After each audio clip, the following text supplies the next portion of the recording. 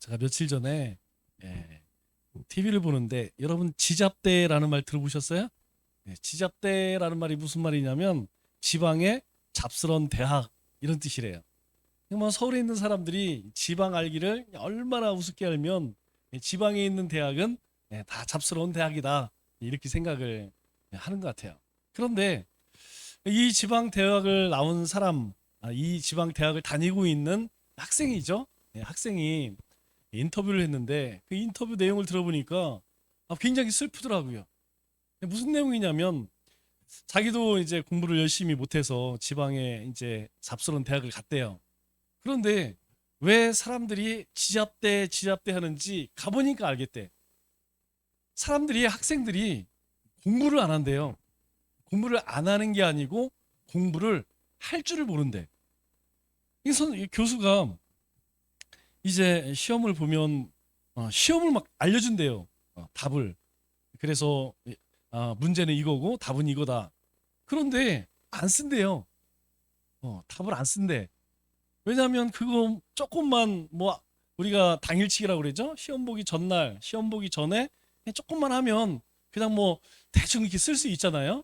왜냐하면 이제 대학은 중고등학교 때처럼 이렇게 찍는 게 아니에요. 이렇게 뭐 1, 2, 3, 4 이렇게 쓰는 게 아니고 아는 대로 쓰는 거예요. 아는 대로 쓰는 거. 예. 그러니까 뭐에 대해 써라. 남청주기에 써라 그러면 이제 거기에 아는 대로 쓰는 거예요. 그럼 미래의 문제도 알려줘. 답도 알려줘. 그런데 쓰지를 못한대요. 그래서 그 친구가 하는 이야기가 무엇이냐면 왜 서울에 있는 대학들이 서울에 있는 사람들이 지방에 있는 학교를 지잡대라고 하는지 알겠다는 거예요.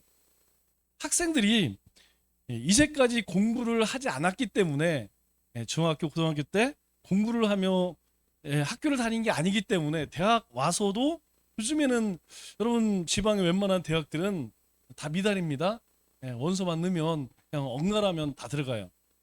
뭐 조금 그래도 인기가 있고 또 이제 취업이 잘 되는 데만 좀 몰리지 뭐 나머지는 뭐 거의 그냥 원서 내면 다 들어가요. 그러니까 그렇게 해서 대학을 가다 보니까 이 대학에 가서 뭘 공부할 줄을 모르는 거예요. 공부할 줄을.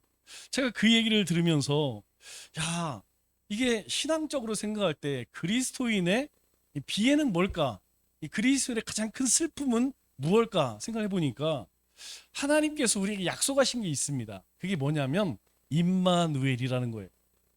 주님께서 이 땅에 오셔서 우리와 함께 하시는 것을 임마누엘이라고 합니다. 주님이 우리와 함께 하심. 주님은 우리와 함께 하시고 떠나지 않는다는 거예요. 그런데 문제는 무엇이냐면 주님은 우리와 함께 하기를 원하는데 우리가 주님과 함께 하질 않아. 왜 그럴까요? 그렇게 살아오질 않았어.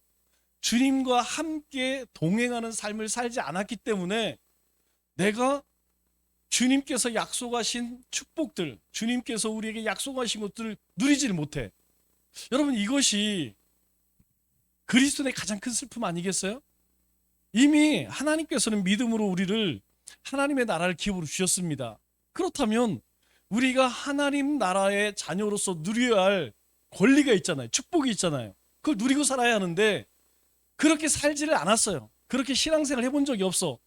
하나님의 말씀과 동행한다는 것, 성령의 인도하심을 따라 살아간다는 것, 그의 나라와 그의 의를 구한다는 것이 무언지를 잘 몰라. 왜냐하면 이제까지 내가 신앙이 연했지만 내 힘으로 살았거든요. 내 의지로 살았고 내 신념으로 살았거든요. 그래서 하나님이 무엇을 원하는지 하나님께서 어떻게 살아가는지 잘 몰라요. 여러분 이것이 그리스도인의 가장 큰 슬픔 아니겠습니까? 우리 치과에 가서 이제 몸이 잇몸 치아가 나빠지면 막 빠지죠. 그래서 임플란트를 합니다. 그 임플란트를 할 때에 여러분 어떤 사람이 제일 슬픈지 알아요? 임플란트를 할 수 없는 사람들. 이 잇몸이 약해져 있는 사람은요. 이 여기다가 이를 심을 수가 없어. 이를 심으려면 거기다 나사를 박아야 되는데 잇몸이 없어, 잇몸이. 그래서 어떻게 해요? 거기에다가 뼈를 이식을 합니다. 뼈를 이식을 해서 잇몸이 튼튼하게 되면 강화가 되면 그 다음에 임플란트를 이제 하게 되는 것이죠. 여러분 이만 그런 게 아니에요. 건물도 어떤 건물을 짓든 간에 가장 먼저 하는 게 뭐냐면 기초공사입니다. 기초공사. 땅을 파서 거기에다가 이제 콘크리트로 그렇게 기반을 튼튼하게 한 다음에 세워야지, 그렇지 않고 그냥 세우면 여러분 이 건물이 온전할 수가 없어요. 우리가 흔히 부실공사가 뭡니까? 요즘에도 되게 시끄럽죠? 아니, 우리가 아파트를 지고 큰 건물을 지을 때는 설계를 할 때에 그 안에 철근은 몇 미리를 넣으시오, 콘크리트 강도는 얼마로 하시오, 그래야지 그 건물이 버틸 수 있다는 거예요, 무게를. 그런데 그렇게 하면 돈이 많이 들어가니까 10mm 들어갈 걸 5mm 들어가고, 강도를 50짜리 할 것을 30으로 하고, 이러니까 어떻게 해요? 그 견디지를 못하니까 무너져 버리는 거예요. 여러분, 마찬가지로 우리 영적인 삶에도 똑같다는 것입니다. 우리 일상생활을 받쳐주는 이 영성이 있어야만 우리의 삶, 그리스도의 삶이 행복할 수 있다는 거예요. 우리의 삶을 받쳐주는 이 영성이 없으면 여러분, 그리스도인은 절대로 행복할 수 없습니다. 아무리 많이 내가 많은 것을 소유하게 되고 내 뜻대로 된다 할지라도 우리 가운데 주님과 함께 그렇게 동행하는 이 경건 생활이 되지 않으면 그리스도의 삶은요, 아주 공고해지는 거예요. 여러분, 영적 전쟁이 무엇입니까? 영적 전쟁이라는 것은 이 어둠의 영, 어둠에 속한 이 마귀와 그리고 빛에 속한 우리 영 간의 싸움이라는 것입니다. 그래서 내가 하나님의 사람이지만 하나님의 영에 붙들려 있느냐, 아니면 악한 영에 붙들려 있느냐, 그거에 따라서 우리는 어떻습니까? 하나님의 영을 영접할 수도 있고 귀신을 신접할 수도 있다는 거예요. 그래서 여러분, 우리가 요즘에는 그런 말 많이 안 쓰지만, 여러분 그런 말 많이 하죠? 아, 저거 사탄 짓 한다, 귀신 마귀 짓 한다, 이런 얘기 하죠? 여러분, 우리가 분명히 예수님을 믿어요. 그리고 말씀을 듣습니다. 그런데 삶은 마귀처럼 살아갈 수도 있다는 거예요. 왜 그러냐면 기초가 안 되니까, 기본이 안 돼 있으니까. 가장 중요한 하나님과의 동행, 그리고 하나님과 함께하는 영적인 경건 생활이 안 되니까 이 모양은 분명히 신앙 고백 다 했어, 직분도 받았어, 그런데 삶은 이 마귀 짓을 하게 된다는 것이죠. 여러분, 어둠의 영에 붙들린 사람들을 뭐라고 그래요? 우리가 무당이라고 그러죠. 무당, 점쟁이, 뭐 이렇게 이야기합니다. 그러나 거룩한 영에 붙들리면 성도라고 이야기해요. 거룩한 백성이다. 하나님의 영이 임하면 성도가 되는 겁니다. 그러나 악한 영이 되면 무당이 되고 점쟁이가 되는 거예요. 그런데 이 무당 가운데에도 진짜로 귀신이 임한 무당이 있고, 공부해서 무당짓 하고 있는 선무당이 있어요. 그런데 우리가 알다시피 사람 잡는 게 누구예요? 선무당입니다. 이게 진짜로 이 귀신이 신접한 사람들은요, 이 귀신 같아. 가서 점을 치면요, 뭐 미래는 몰라도 귀신까지 맞힌대요. 그런데 의외로 거기에 누가 많다고요? 그리스도인들이 많대요. 그런데 진짜 그리스도인이면 사실 점괘가 안 나와야 되는데 점을 보러 많이 온대요. 여러분, 마찬가지로 우리가 하나님의 영으로 충만하면 성도입니다. 그러나 하나님의 영으로 충만하지 못하고 그저 그냥 오랜 세월 동안 다녀서 어떤 습관으로, 그리고 우리가 뭐 서대코 3년이면 풍어를 읊는다고 오랫동안 그렇게 신앙생활을 했기 때문에 그냥 교회생활, 신앙생활, 이 종교생활에 대해 잘 알아. 여러분, 그런 걸 선무당이라고 이야기하는 거예요. 우리가 하나님과 하나님 말씀을 잘 알지 못하면 여러분, 선무당 되어서 사람 잡는 것입니다. 여러분, 이건 하나님의 영에 붙들리는 것이 아니고 악한 영에 끌려다니는 것이죠. 그렇기 때문에 우리가 매일 힘써야 하는 것이 이 경건생활이에요. 이 경건생활을 우습게 여기면 안 됩니다. 이것이 우리 신앙생활의 가장 기본적인 것들이 기본적인 것. 이제까지 우리 한국교회에서는 이런 것들을 많이 가르치지 않았어요. 그냥 예배 생활만 잘하면. 그런데 실제로 어떻습니까? 여러분, 교회에 와서 뭐 그렇게 악하게 행하는 사람 없습니다. 문제는 뭐냐면 예배 드리고 나아가면서 주차장부터 싸워요. 예배 드리고 집에 가서 싸웁니다. 교회 생활과 세상에서의 삶이 완전히 동떨어져 산다는 것, 여러분 이것은 온전한 올바른 신앙생활이 아니죠. 여러분 이게 바뀌어져야 돼요. 우리 일상이 하나님과 함께하는, 하나님과 동행하는 그런 삶이 되어져야 한다는 것이죠. 그렇기 때문에 우리가 이 영적인 생활, 경건 생활에 늘 힘써야 합니다. 우리가 왜 다투고 싸우게 될까요? 우리 안에 본질적으로 싸우고자 하는, 다투고자 하는 본성이 있습니다. 그래서 이 1절에 뭐라고 이야기하죠? 1절에 이렇게 이야기합니다. 너희 중에 싸움이 어디로부터, 다툼이 어디로부터 나느냐? 여러분 어디에서 싸움이 나는 거예요? 뭐 때문에 다툽니까? 이거예요, 이거. 너희 지체 중에 싸우는 정욕으로부터 나는 것이 아니냐? 우리 안에 있는 약간 본성이 있는데 그 본성 가운데 하나가 뭐냐면 이 정욕이라는 거예요. 자기 욕심을 채리고 싶은, 자기만 드러내고 자기만 갖고 싶은 그런 욕심들이 다 있다는 것이죠. 이 욕심에 사로잡히면 다른 사람과 다툴 수밖에 없다는 것이죠. 그래서 야고보 형제가 더 자세하게 설명합니다. 이 우리가 이 지체 가운데, 공동체 가운데에서 싸우는 이 마음의 배후에는 바로 욕심과 시기가 있다, 이렇게 말씀하죠. 그 일로 인하여서 어떻습니까? 다툼과 싸움과 심지어 살인까지 일어나는 것이죠. 여러분 가장 비극적인 것이 그것이에요. 우리가 알지 못하는 사람이나 어쩔 수 과실로 인하여서 그럴 수는 있지만, 여러분 가장 슬픈 일이 뭐예요? 가족 간에, 부모와 자식 간에, 형제 간에, 여러분 그런 뉴스를 보면 굉장히 가슴이 아파요. 어젠가요? 그저께인가요? 뉴스를 보니까 최진실 두 자녀가 있어요. 그런데 최진실하고 그 남편도 다 죽었죠. 그래서 아마 외할머니가, 최진실 엄마가 이제 아들 딸이 있죠? 두 아이들을 키웠어요. 그런데 어제 뉴스를 보니까 최진실 딸이 외할머니가 자기 집에 와 있다고 경찰에 신고했어. 이유는 제가 내용을 들어보니까 이유는 많아요. 이 최진실 딸 입장에서는 할머니가 많이 어렸을 때에 많이 좀 괴롭혔다 하더라고요. 또 재산도 많이 가로채고. 그런데 또 이 할머니 입장에서는 자기는 그 딸을 대신해서 그렇게 10몇 년 동안 키웠는데 그럴 수 있느냐? 무엇이 모르겠어요. 각자 입장이 있으니까. 그런데 제가 볼 때에는 참 가슴 아파요. 남과는 싸울 수 있습니다. 모르는 사람과는 다툴 수 있어요.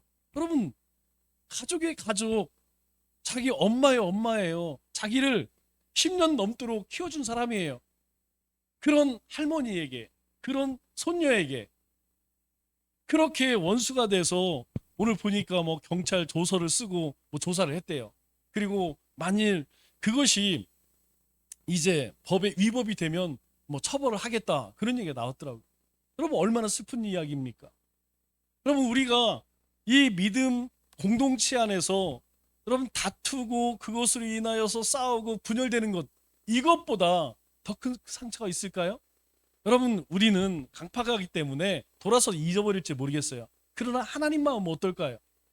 분명히 하나님께서는 우리를, 이 교회를 주님의 피값으로 사셨다고 이야기해요. 그런데 우리 가운데에 시기하고 질투하고 미워하고 다투는 것을 여러분 그렇게 심각하지 않습니다. 그냥 내 마음에 맞지 않으면 나도 모르게 그냥 아무렇지도 않게 그렇게 상처 주는 말, 그런 일들을 행한다는 것이죠. 그래서 야고보 형제는 2절에 뭐라고 이야기합니까? 이렇게 이야기해요. 너희는 욕심을 내어도 얻지 못하여 살인하며 시기하여도 능히 취하지 못함으로 다투고 싸우는도다. 욕심을 내는데 얻지를 못한대. 내가 이렇게 하고 싶어. 안 된대요. 심지어는 살인하고 시기하여도 능히 취하지 안 된다는 거예요.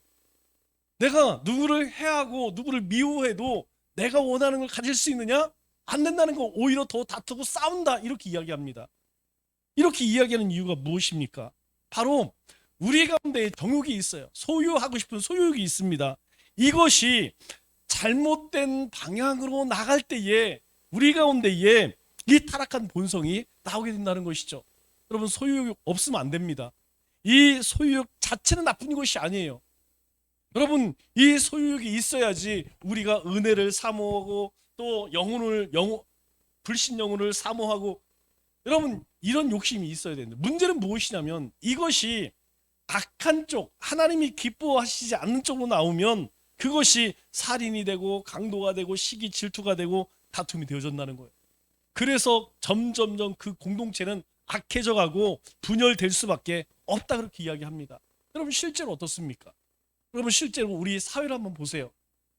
우리 사회를 여러분들에게 몇 번 말씀드렸지만, 제가 그래도 청년대까지는요 그냥 뭐 조금 잘못해도 뭐 너 아버지 누구야 이 정도로 끝났어요. 여러분 그런데 어느 시점이 되니까 법대로 하죠. 법대로. 이 사람들이 그냥 뭐 다투면 법대로 해, 법대로 해. 옛날에 법대로 안 했습니다. 야 그거 사람 도리 아니요, 그렇게 하는 게 아니요. 여러분 그렇게 합의 보고 그렇게 끝났는데, 지금은요 이제 그것을 넘어서 무서워. 여러분 제가 그 한불인가 뭐 TV 사는 거 있잖아요. 블랙박스인가 뭐, 그거 보면 여러분 사고는 날 수 있어요. 그런데 그 사고를 유발하는 사람들이 있어요. 일부러 사고 내는 사람들.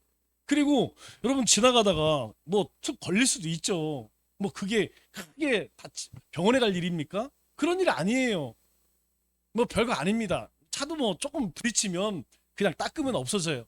그런데 어때요? 오른손을 부딪혔는데 병원에 가서 왼쪽 어깨, 왼쪽 발, 허리, 그래서 뭐 2주씩 4번을 받아 8주 진단을 받았대. 그래서 운전자에게 1,600만 원을 요구를 한대요. 제가 그런 것을 보면서 여러분 그런 일들이 우리가 TV에서 봅니까? 우리 주변에서도 이제는 그것이요 이상하지 않게 그냥 만연해져 있어요.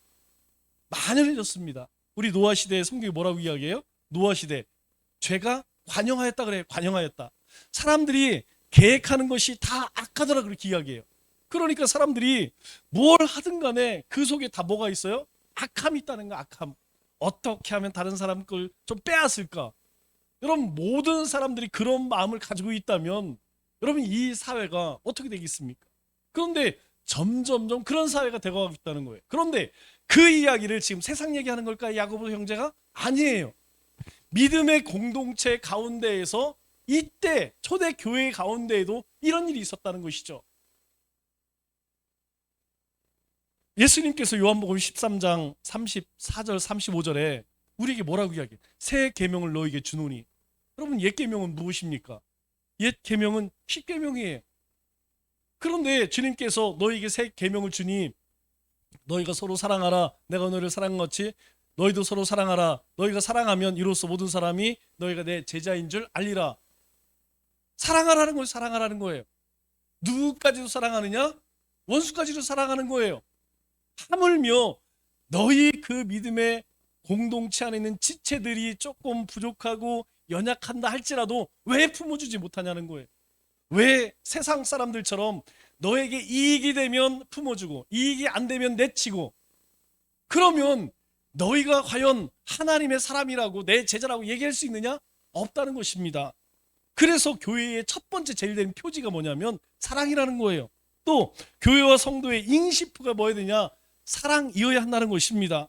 작은 것이라도 서로 나누고 소통하고 서로를 위해 기도하고 섬겨줄 수 있어야 한다라고 주님께서 우리에게 말씀하시는 거예요. 여러분 실제로 성령이 임합니다. 그리고 나서 초대교회 모습이 어떻죠? 여러분 우리가 큐티를 통해서 얼마 전에 나누었어요. 우리 1장 2장 말씀을 보면 은혜를 받는, 성령이 임하니까, 은혜가 충만하니까 자신들이 가지고 있는 것을 교회 앞에 내면서 어떻게 해요? 서로 통용하였다고 이야기합니다. 기쁜 마음으로 하나님께 드리고 그것으로 가난한 사람들, 과부들, 그리고 어려운 그런 지체들에게 나눠주는데 누구도 그것으로 인하여서 불평하는 원망하는 사람이 없었대요. 그런데 한 사람, 이상한 사람이 나오죠. 그 누굽니까? 아나니아 삽비라. 그들이 남들 하는 거 보니까 자기도 하고 싶어. 왜? 보니까 그런 사람들이 막 여기저기서 나오니까 그래서 자기도 하고 싶어서 하는데 막상 팔아서 하나님께 드리려고 하니까 너무 아까운 거예요. 여러분 그들의 말로 어떻습니까? 죽어요. 내가 하나님을 속이냐? 하나님을 속이냐? 내가 하나님을 여러분, 베드로가 그들에게 하는 이야기가 무엇이에요? 그들에게 묻습니다. 이거 정말 다야? 예, 답니다. 네가 그렇게 하고도, 네가 하나님을 속이고도, 여러분, 우리가 조심해야 돼. 그래서 초대 교회 안에는요, 아니 이 믿음의 공동체 안에는 여러분, 다른 어느 곳보다 사랑이 충만해야 돼요. 제가 신천지 다녔던 사람들의 이야기를 들어보면, 왜 신천지에 빠집니까? 왜 이단에 빠집니까? 여러분, 우리가 신학적으로는 뭐 이야기할 가치도 없어요. 일면의 가치도 없습니다. 상대할 가치가 없어요. 그런데 인간적으로는 다르다는 거예요.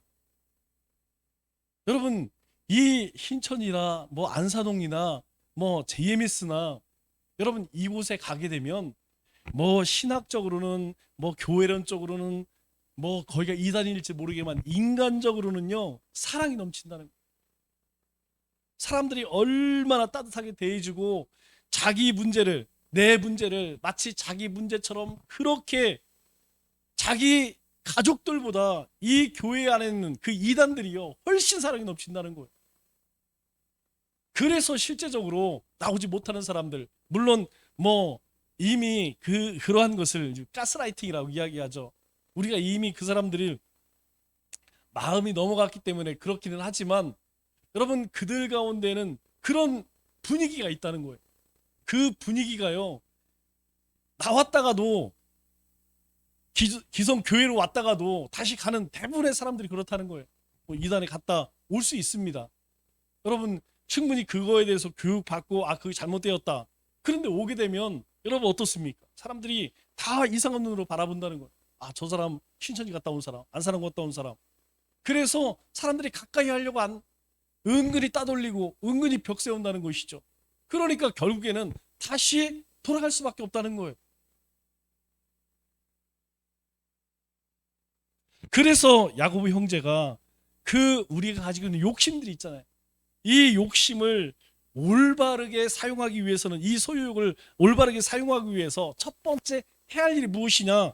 우리 2절 하반절에 보니까 이렇게 얘기해요. 너희가 얻지 못함은 구하지 아니하기 때문이요.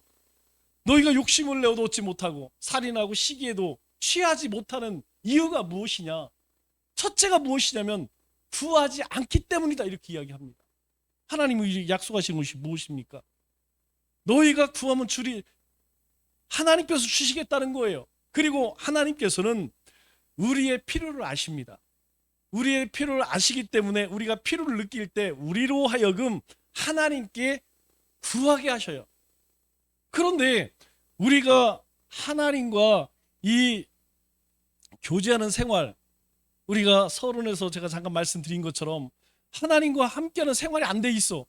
기도하는 습관이 되어 있지 않아. 하나님 말씀을 보고 듣는 습관이 되어 있지 않아. 그렇기 때문에 우리의 마음 가운데 뭔가 간절히 필요해도 하나님께 안 나가요. 어떻게 합니까? 어떻게 해서든지 내 힘으로 이루려고 한다는 것이죠. 그렇기 때문에 그렇게 해서 안 되면 다행이야. 그런데 그렇게 해서 돼. 그러면 어떤 생각을 갖게 되냐면, 하나님을 의지하지 않고 자꾸 뭘 의지해요? 자기 자신을 의지해요. 여러분, 세상에서 가장 힘든 성도가 누군지 여러분 말씀드렸죠. 여러분, 자기 스스로 예수 믿은 사람, 자수성가한 사람, 여러분 이런 사람들이 제일 힘듭니다. 가족 중에서 아무도 안 믿는데 자기 혼자 막 열심을 내려서 혼자 막 새벽기도 다니고 혼자 신앙생활하는 사람들, 여러분 이런 사람들은요 쉽게 꺾어지지 않습니다. 하나님의 말씀이 그 심령에 잘 들어가지를 못해요. 자기 안에 방어막을 딱 쳐서 자기의 경험이 있기 때문에 그 경험이 말씀보다, 성령보다 더 우선이에요. 그래서 하나님의 역사하심을 경험이 어렵다는 거예요. 그래서 모태신앙이라는 거예요. 어려서부터 그러한 일들을 그냥 우리가 늘 들었기 때문에 그러려니, 그래서 그 삶 속에요 특별한 일이 일어나지 않습니다. 여러분, 그러나 늦게 극적으로 예수님 그렇게 영접한 사람들 보세요. 여러분, 그 삶이 틀립니다.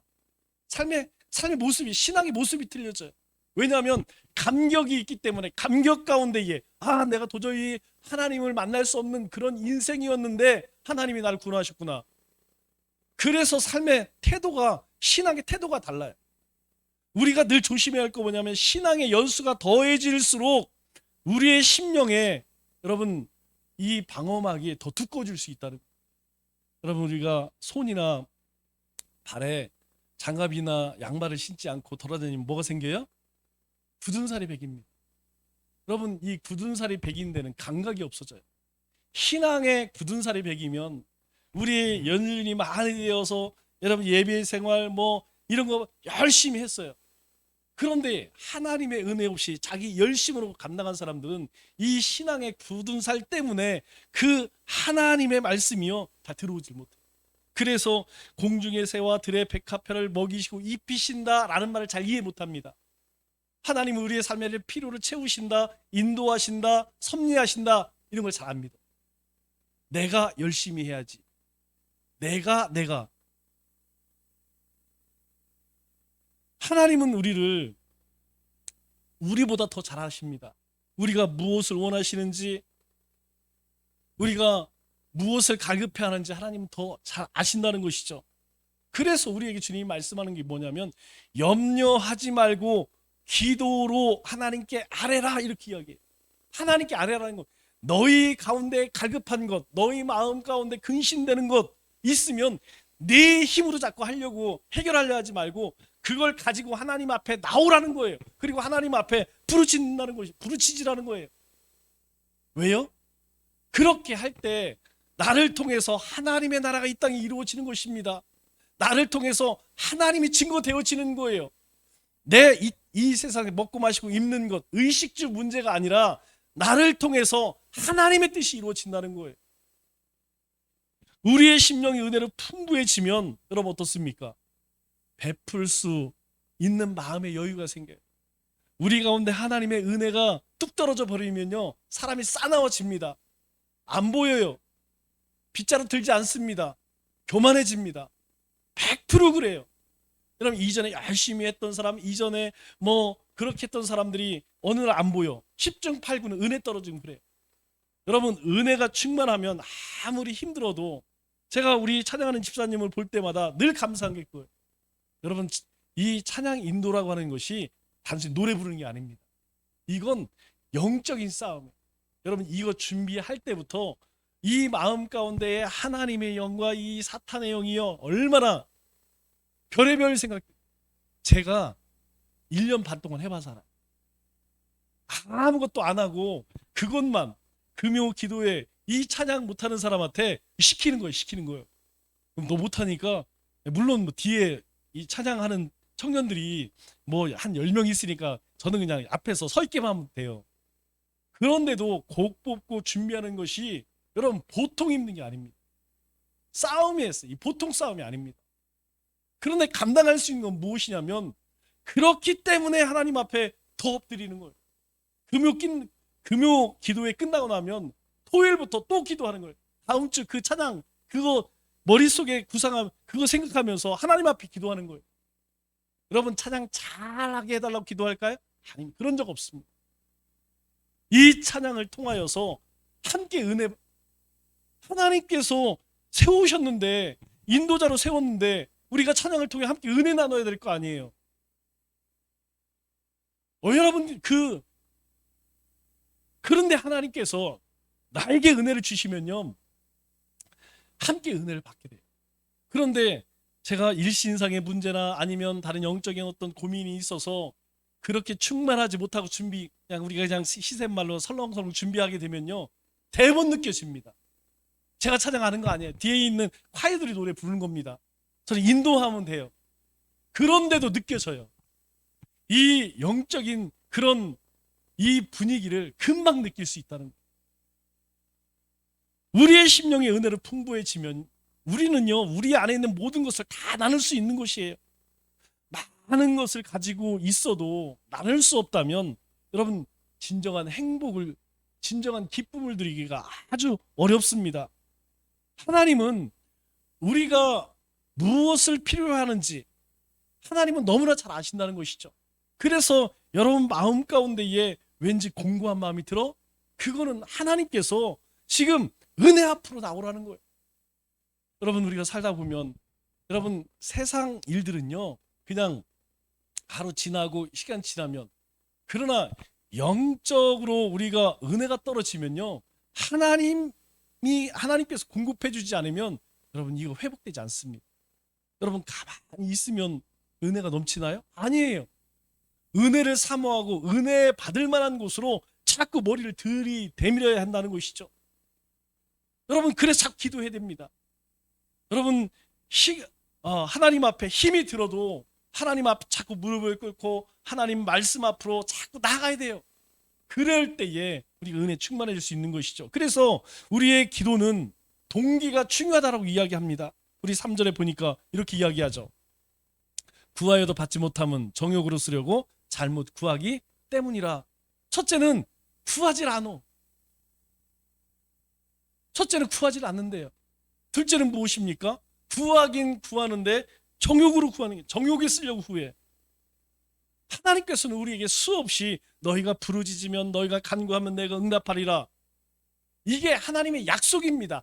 하나님의 백성들에게 주신 약속이에요. 여러분 우리의 자녀들이 엄마 배고파 밥 줘, 옷 사줘, 책가방 사줘, 그거 안 들어줄 사람이 있을까요? 그거 부모 아닙니다.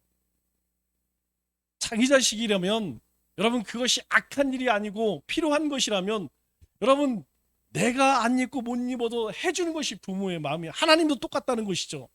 그런데 그렇게 구한다고 해서 하나님은 무조건 다 우리를 채우실까요? 아닙니다. 만일 하나님이 우리가 원하는 대로 다 채워주셨다면 어떻게 되었을까요? 제가 볼 때 이 자리에 계실 분은 별로 없습니다. 우리가 구하는 것이 무엇이죠? 여러분 한번 잘 따져보세요. 5가지만 뽑아서 한번 만일 여러분이 5가지 가운데에서 하나님 제가 믿음으로 살기를 원합니다, 전도하기 원합니다, 영적인 사람 되기 원합니다, 이런 것이라면 다행이에요.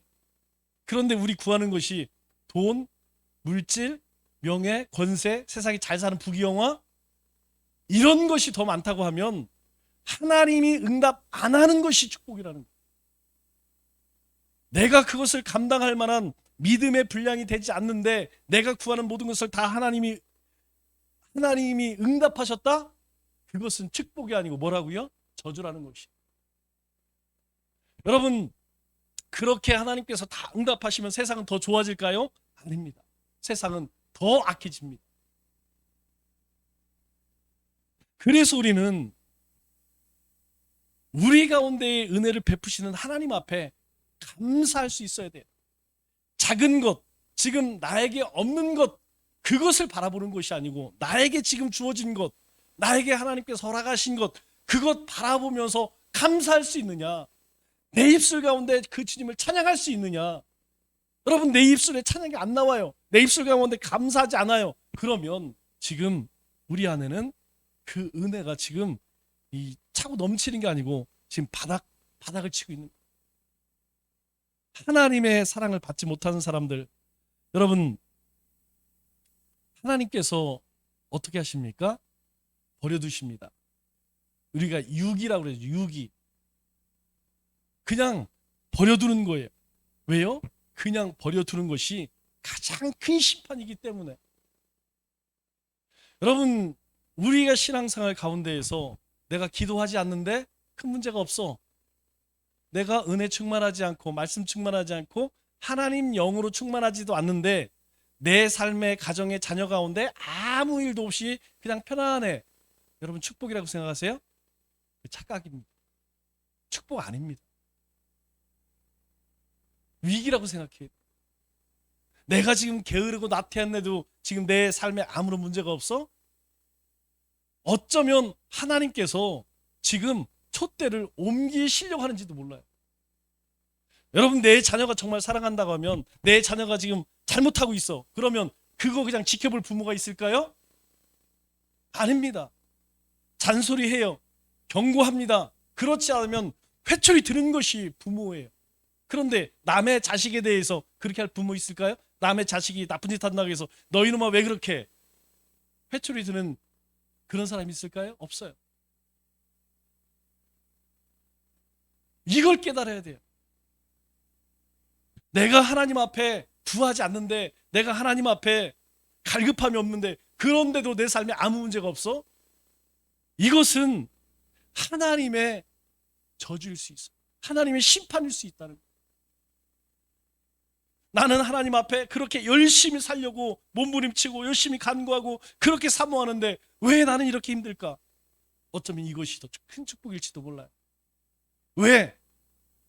하나님께서 내 삶에 개입하시기 때문에 어떻게든지 우리의 삶이, 내 삶이 하나님 앞에 바르게 그렇게 살아가기 위해서 우리가 간구하는 것, 잘못된 간구하는 하나님께서 이 정욕으로 구하는 그것을 듣지 않기 때문에 우리가 근데 고통스러운 거예요. 그게 축복이라는 것이죠. 그게 하나님께서 나와 함께 하시고 있다는 것이죠. 하나님은요, 우리 가운데 양심으로, 말씀으로, 또는 사건으로, 또 여러 가지 조건으로 우리에게 응답하세요. 때로는 하나님이 응답하심으로, 때로는 거절하심으로 하나님은 하나님의 사랑을 우리에게 드러내십니다. 우리 요한복음 15장에 우리 주님께서 이렇게 말씀하시죠. 너희가 내 안에 거하고 내 말이 너희 안에 거하면 무엇이든지 원하는 대로 구하라. 그리하면 이루리라. 여러분, 이 말씀의 가장 중요한 게 뭡니까? 거하는 것. 어디에 거하느냐? 내 마음이 어디에 거하느냐? 내 삶이 어디에 거하고 있느냐? 내가 지금 세상에 있느냐? 세상과 그리고 하나님 중간에 있느냐? 아니면 하나님의 사로잡혀 있느냐? 내가 주님 안에 거하면 무엇이든지 구하는 대로 하나님이 그 구하는 대로 응답하시되 이루신대요. 말씀을 맺겠습니다. 우리는 하나님의 뜻을 분명히 깨닫고 기도해야 합니다. 그렇지 못하면 우리가 그 구하는 것, 그것이 정욕대로 쓰려고 구하게 된다는 것이죠. 그래서 우리는 먼저 주님의 다스리심과 주님의 성품을 닮아갈 수 있도록 경건 생활에 힘을 써야 합니다. 우리 남은 3일도 우리의 욕심과 욕망을 쫓아 살아갈 것이 아니라 하나님의 선하시고 기뻐하시고 온전한 뜻을 분별하여서 하나님 앞에 구하고 행하는 우리 믿음의 권속되시기를 주님의 이름으로 축원합니다.